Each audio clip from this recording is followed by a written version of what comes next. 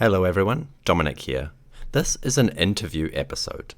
My guest today is Dr. Elizabeth Frood. Dr. Frood is the Associate Professor of Egyptology at Oxford University in England.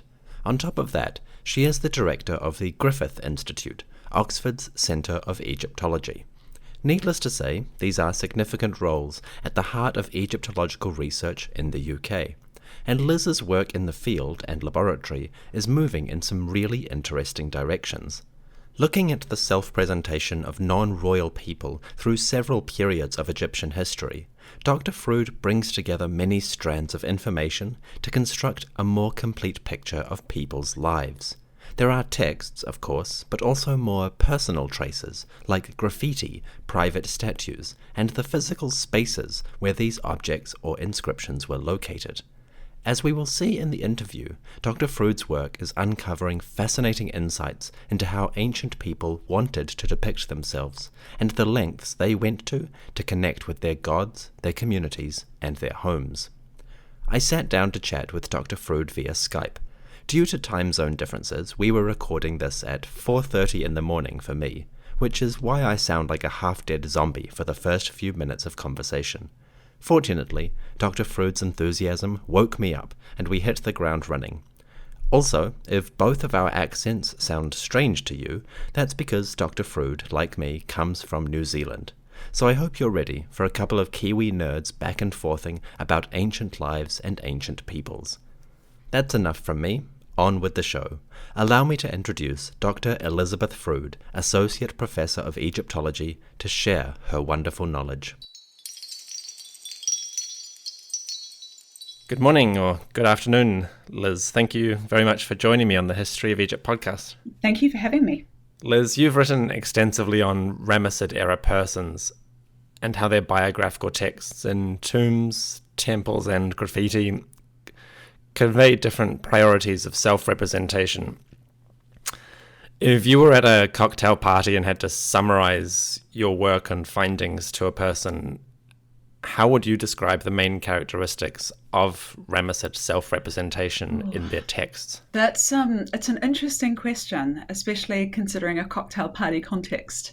I would say, it's biography as a genre in ancient Egypt has a very long history. So people start having biographical texts inscribed on the walls of their tombs in the third millennium. And so by the time you get to my time period, to the Ramessid period, so beginning about 1200 BC, you have this extensive tradition, this ongoing central tradition of biographical writing for elites, for 1500 years. And so the Ramessid use of the genre is both draws on these traditions and is very much within these traditions of biographical writing, but it also has features that are quite distinctive. So when I say it's diverse, well, of course, all biographical writing from ancient Egypt is diverse, but I see a particular, I see diversity as particularly characteristic of my material, in part because in the 19th and 20th dynasties, biography is not a genre that elites are choosing to use with great regularity. So it's a more unusual genre for people to commission for their monuments, and that's quite striking. So I feel like you have this grand tradition of biographical writing up till the end of the 18th dynasty, and then it's less used, and when it is used, they're doing quite distinctive things with it. So it's that I'm interested in why people choose something that is maybe not so fashionable anymore. And for the biographies themselves, they are inscribed more usually in temple environments than in tomb contexts. So this is quite a shift from earlier periods where the tomb, the tomb chapel, where you have scenes of daily life and maybe religious texts about your transition to the next world, but you'd also have biographical texts that tell a story about you. And the tomb context was very much where these texts were set up. But for my period, it's much more in temple environments. So people are putting their biographies on the bodies of statues. And in a couple of cases, really extraordinary cases, they're putting biographies on the walls of the temple itself. So you have Karnak Temple, one of the major temple complexes in Egypt, dedicated to the state god Amun. And yet, on the walls of this temple, you have inscriptions and scenes of the high priest of Amun that tell a little of their life story. And that's quite a radical change. You don't get that sort of thing in state temple complexes in quite the same way from earlier periods. So there's transformations in context, possibilities in context, and there's this kind of shift into the temple environment that's really interesting, I think. That's a good answer, and that covers my follow-up question as well, which is good. In terms of just for sort of more detail, in terms of the content of their biographies, do they emphasize anything different? Yeah, I mean, there's a sort of a standard way of thinking about them that's sort of in the literature and has been in the literature for a while, that there's more of an emphasis on your relationship with the gods. So earlier biographies, say from the earlier 18th dynasty, really emphasize your relationship to the king and your service to the king. For example, your involvement in military expeditions and campaigns in which you defended the king, or had significant military achievements in relationship to the king. You don't get anything like that, hardly ever, in the Ramessid text. I know of one Ramessid biography that talks about military achievement, and it's in the context of temple building. So this guy builds a temple in Nubia for his king, using resources that came out of a conquest in Nubia. So that's it's again linked in with temple building. So, and what you have instead is people articulating relationships to the divine sphere. So one of my favorite texts is from a tomb context. It's quite unusual in that. It's from a Theban tomb on the West Bank, and it's inscribed over the entrance to the burial chamber. So instead of being inscribed in the front, sort of more public space of the tomb, it's inscribed over the entrance into the burial chamber. And it describes him seeing Hathor in a dream. So he has a dream.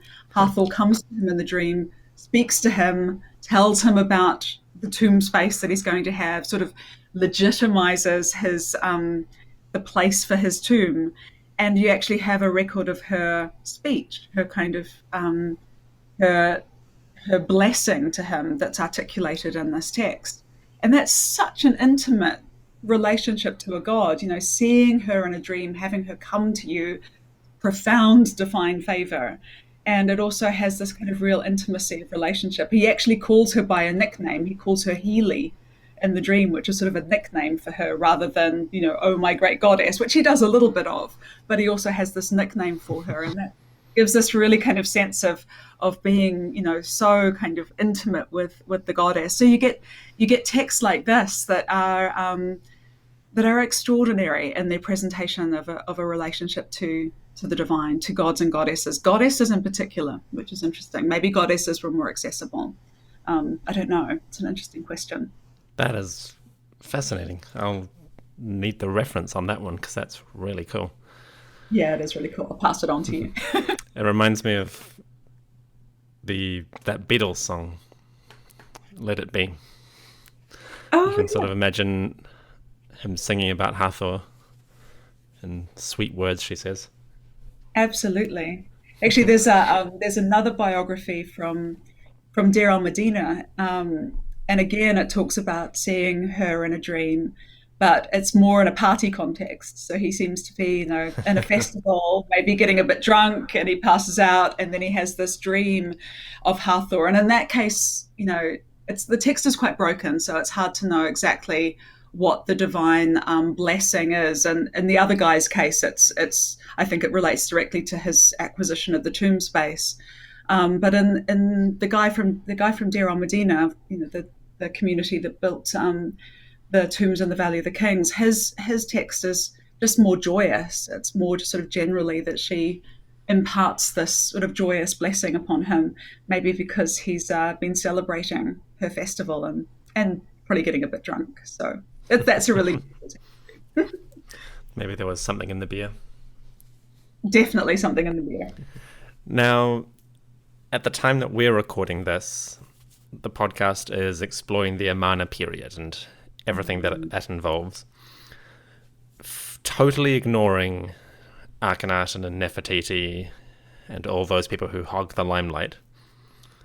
What can you tell us about non-royal biographies of Amarna and its immediate aftermath?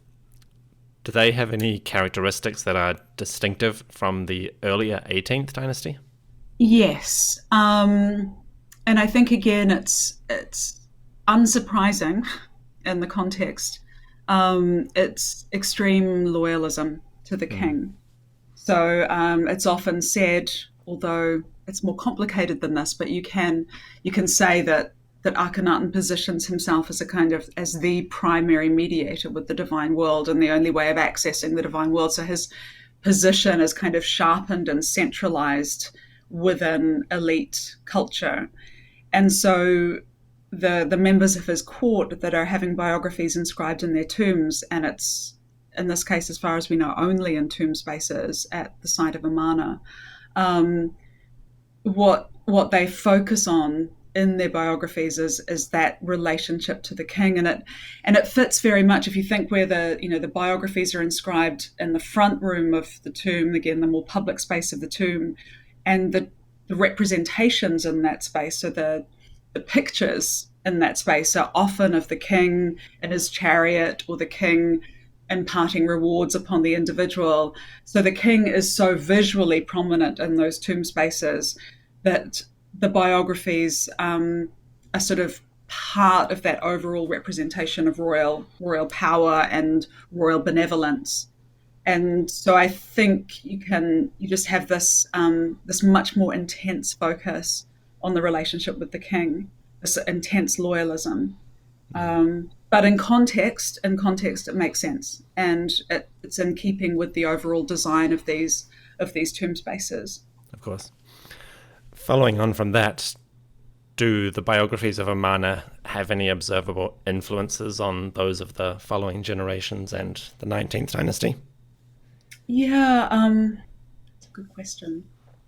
So I think you can see an influence in the sort of immediate post-Amarna period, and I think the texts that are most fun to kind of examine that process through are the ones belonging to Horemheb. So Horemheb, of course, becomes king and is sort of the founder of the 19th dynasty, although he's often... Spoilers. Sorry. Sorry, everyone, don't listen. So because of his position as this non-royal person who then becomes royal, his biographical texts are really interesting. So he has two scribe statues. Statues that show him seated, cross-legged, in the scribal pose. I think one of them has a scribal palette on his lap and maybe the scribal, hieroglyph over his shoulder. At least one of them has that, the one in the Metropolitan Museum of Art. And the texts on that are again very loyalist. So they show that Amarna theme of loyalism to the king, but they also position him very much as the second in charge. So he's compared to Thoth, the god Thoth. The god Thoth is often positioned as the deputy to the sun god and having a sort of vizierial role as a god. And so Horemheb in these texts relates himself very much to Thoth and stresses his Thoth-like ability. So he sort of you can see him sort of positioning himself in relationship to the king. So there's still this theme of loyalism, but it is sort of using the divine sphere or using divine models and paradigms to explore that loyalism. So you can see a hint of what is to come in biography, but you can also see something of the Amarna influence, or quite a lot of the Amarna influence in these texts. And then there's a statue in Turin, where in the Turin Museum, showing him as king, and yet it has a biography inscribed on the back semi-biography of his coronation, and it tells of his non-royal life going into his kind of transformation as king.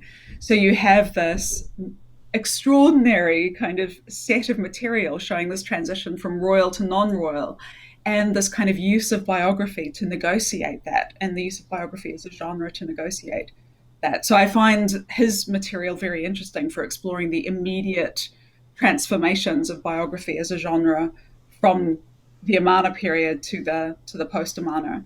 And I'd love to do some more work on his material at some point. It's on my list of things to do.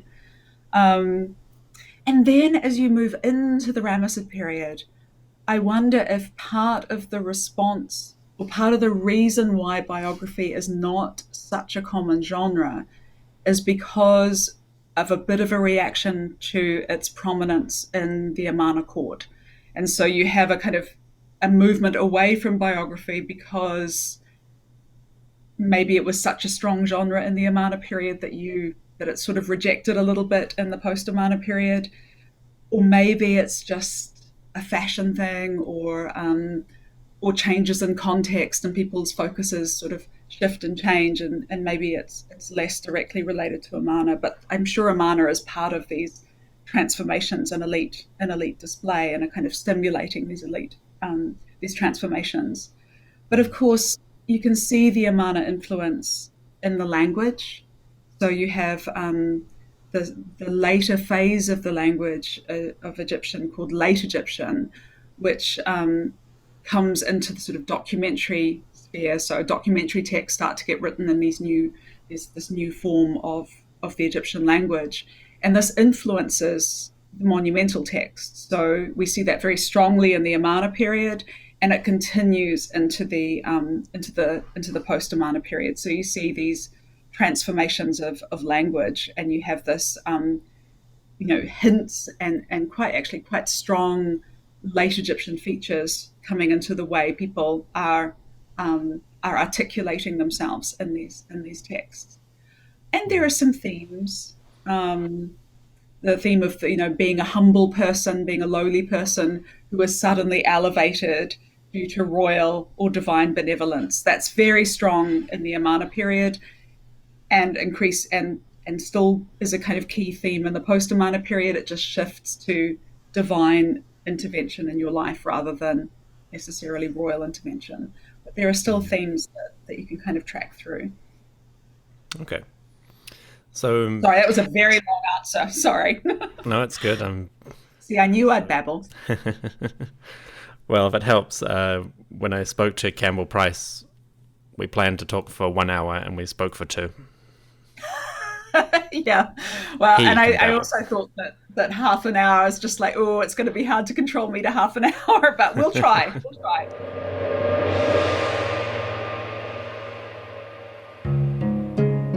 As you can see so far, Elizabeth Frood is one of the most enthusiastic and personable Egyptologists around. If you are looking to dabble in some advanced historical writing, I cannot recommend any better than her 2007 book, Biographical Texts from Ramessid, Egypt. This book gives a wonderful look at the lives of non-royal people, their careers, personalities, and their hopes for the afterlife. It's an excellent work which I'll be using to the fullest extent when I reach the appropriate historical period. If you would like to read it now, though, it's available in paperback for a damn good price. Link in the episode description. I highly recommend it. There's another 16 minutes of enthusiastic discussion ahead, but first we have to do that obligatory advertising break thing. Otherwise, the automated ad will interrupt the conversation, and nobody wants that. So, we'll be back with Dr. Elizabeth Frood right after the break. See you in a moment.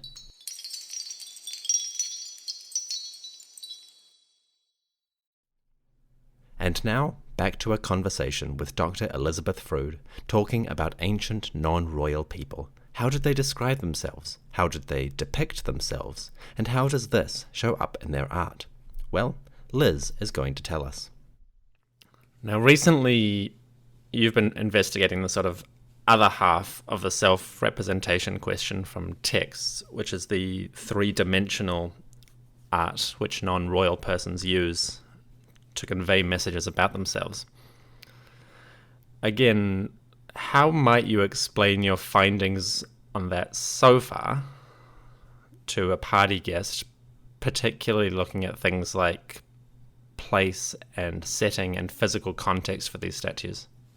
Yeah, that's so my recent work has been really focused around especially late New Kingdom transformations in statue representation. So different styles of statue that get introduced, different types of inscription that are incorporated on statues, and developments in the way statues speak about themselves. So that's something I recently wrote an article about, was how statues have a voice and how that voice tells us something about how statues were conceptualized. So a lot of these statues are set up in temples, and they're set up probably in the courts of on processional routes. So people who are coming through for procession, or temple staff in their day-to-day sort of work, would come through these routes and come past these statues. And it may be that these statues play with representation and play with voice in order to get your attention. So as people are walking past, there's tons of statues on either side. Imagine a temple like Karnak, where you have many hundreds of statues being set up in different parts of the temple. And if you're wanting to get people's attention, then you need to be doing something distinctive, or you need to have a reputation as being a particularly striking statue. And so sometimes the statue forms do that, and grab your attention. So there are statues that show people begging with their hands to their mouth, and those statues speak. And they speak in the first person voice, and they say, hi, I'm a statue of so and so, and of this very important person. And if you tell me your problems, or you tell me your desires, I have a direct ear to the god or the goddess, and I will intercede for you. And these statues that have their own voices are not speaking as the biological person they represent. They're kind of speaking as the statue, and the statue seems to have its own identity that is related to the person they're representing, but also separate from that. So some statues have their own titles. So they have titles like Bald One of the goddess, and they actually have like a bald head, which is really cool. Some statues have the title Herald. Some statues have the title Watchman, or Doorkeeper. And so they have their own titles that the individual they're representing would not have held at life. These are not titles that, a high priest of Amun would not have been a doorkeeper, or a high priest of Anubis would not have been a doorkeeper. But so that it's the statue's title, and it's a statue that's speaking, and it's a statue that has a distinctive presence and a distinctive self within these spaces. And actually, the doorkeepers are some of my favorite statues, because they're little wee statues, about roughly 30 centimeters high. And some of them have a little protrusion at the back. So you have a little statue of a man kind of seated with his knees tucked up and his hands crossed upon his knees. So just a little simple, what we would call block statue type. And yet there's a little protrusion at the back where you can imagine it being tucked under a temple door to keep the temple door open or closed as a kind of locking mechanism. And they say that they do that they're kind of guarding, here I am, I'm Min Moser, the doorkeeper, and I will stand by your doors and protect your doors. And they actually speak to the god and kind of state that they have this role. And Min Moser, who is a high priest of Anubis, would never in a million years have been a little Giffier sitting by the door keeping guard, but his statue was. So it extends and diversifies your kind of human sphere of influence during your life is extended and diversified through your statue presentation, which extends beyond your life into your afterlife. So all of these potentials that statues have really fascinate me, and I'm just starting to explore this some more with some different types of statues beyond what I've talked about in that particular article. So that's been really fun. Wow.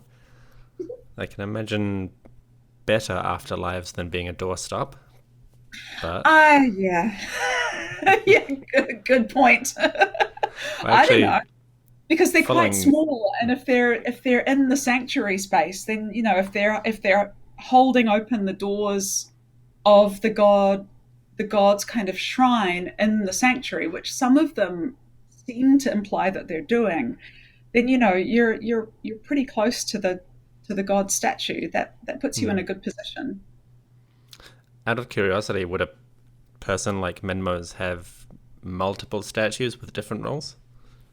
Yeah, he's actually really interesting. So Minmos is he's high priest of Anubis during the reign of Ramses II, and he seems to be, well, high priests of Anubis are very associated with the site of Abydos, and they seem to be based there. They seem to be working there. The temples that they're connected with are quite close by to Abydos. So a lot of his material comes from Abydos. And he has a number of really, really interesting statues. But one that I'm working on right now is an unpublished statue in the museum, and the Egyptian Museum in Berlin. And it shows him grinding grain or incense, actually. So he's standing bent over a grinding kern with his hands on the handstone, like he's about to push, grind the substance that he's grinding forward. And you can see a little squares on the statue that maybe represent grain or incense. And he says or the inscription on the statue says, I am the Shabti of Minmos. I am the Shabti before the god, before Osiris. So the statue refers to itself as a Shabti, so it's a kind of servant statue. And yet on the front of the statue, it says that he is grinding incense, and the incense for the gods, and grinding offerings for the gods. So he is someone who is he's presenting himself as quite a lowly person. I mean, Minmosa, again, in his life would not have been grinding. He was way too important for that. So it's a role play showing his service to the gods by showing him grinding incense. And he's using a statue type that was quite prominent in the late 18th dynasty. So he's reviving a statue type. But the statues in the late 18th dynasty were much smaller, probably mostly from tomb contexts. And again, they're high elite individuals grinding grain, sometimes incense for the gods, but they're tiny, wee little statues. So he takes that, he triples the size of it. So his statue is about 2 to 3 times the size of any of these earlier examples. So, of course, in the Ramessid period, you have to be bigger and better. And so he makes himself bigger and better.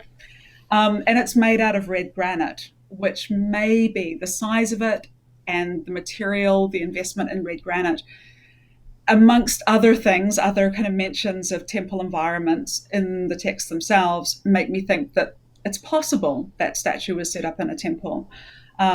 We don't have a provenance for it. It doesn't have an archaeological provenance, but all the clues point to it perhaps being a temple statue. So you have this well-known individual who has lots of other sort of more conventional statues showing himself grinding incense or preparing incense for the gods as a kind of divine, as a servant for the gods. And so it's a travesty and a role play, and it shows the kind of potentials of three-dimensional representation to be quite to say different things about the capacity of the self, I guess. And I find the potentials of that very curious, and I'm just starting to really explore the implications of this statue for his broader self-presentation. Sounds fascinating. We'll have to get you back to discuss Minmos when we reach an appropriate time. I'd love to talk about him some more. There's an amazing object of his in the Ashmolean Museum, which is really strange. So I'd happily give you some more details about that sometime. Okay, definitely. So how did you first become interested in ancient Egypt, and what convinced you that this was the path you wanted to pursue for your work? Well, I mean, I'm from New Zealand. I'm a New Zealander, so grew up very, very far from Egypt, and very far from from the from any experience of Egyptian culture. So, Egyptology has quite a prominent position in Britain, and kids at school in Britain do ancient Egypt as a primary school topic, and that's not the case in New Zealand. So I think what happened was, when I was quite young, about 8 or 9, my parents took me traveling to Europe, and we went to Greece and we went to Israel, and I saw ancient, archaeological sites in these places, and I suddenly got very interested in ancient civilizations and archaeology, and that sparked the interest. But then, of course, as a teenager or whatever, I wanted to do all sorts of different things.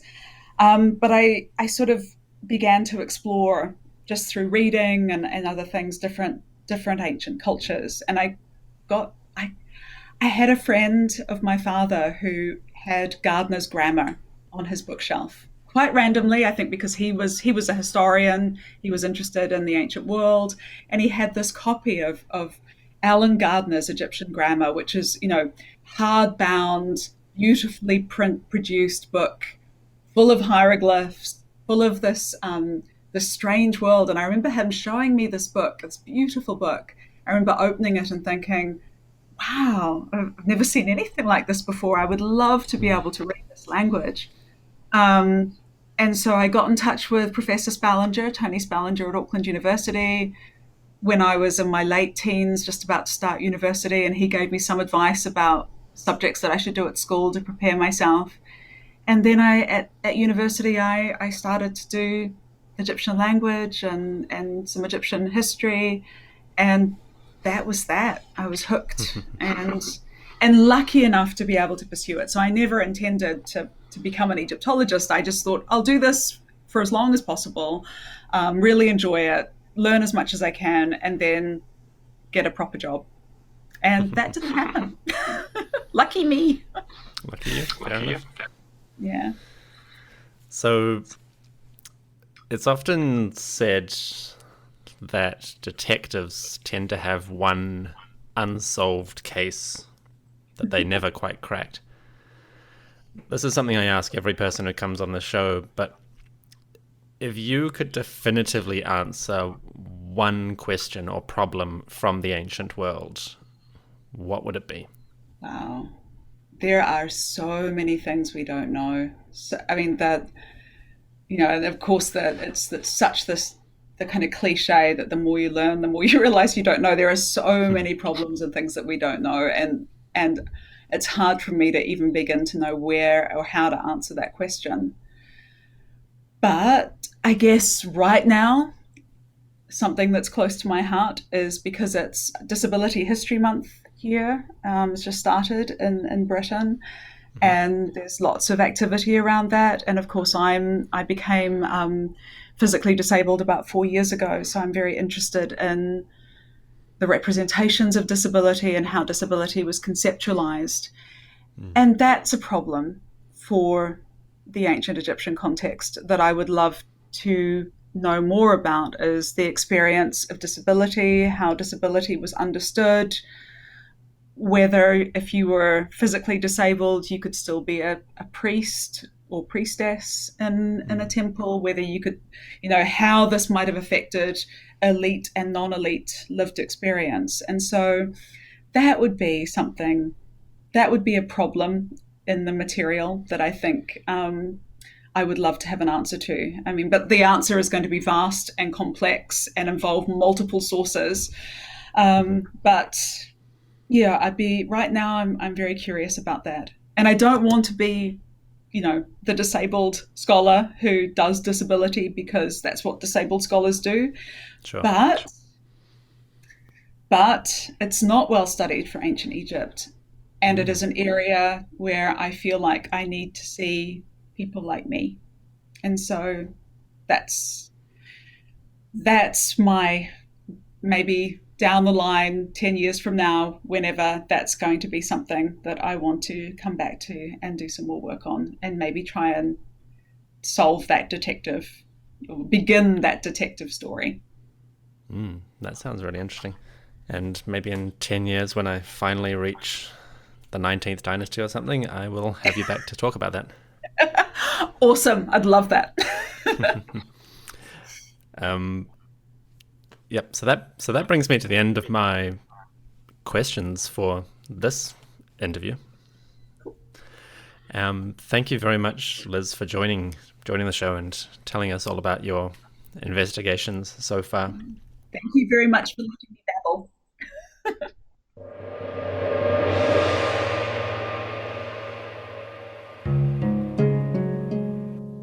My thanks to Dr. Frood for joining me for such an enjoyable discussion. If you're interested in learning more about her work, I've put some links in the episode description regarding her research and her life.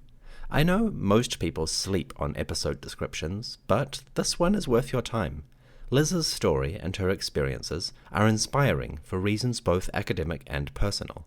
We didn't touch on it in the interview, but there is more to this Egyptologist than libraries, laboratories, and hieroglyphs. If you're in the mood to expand your understandings, Liz's story will hit you for 6.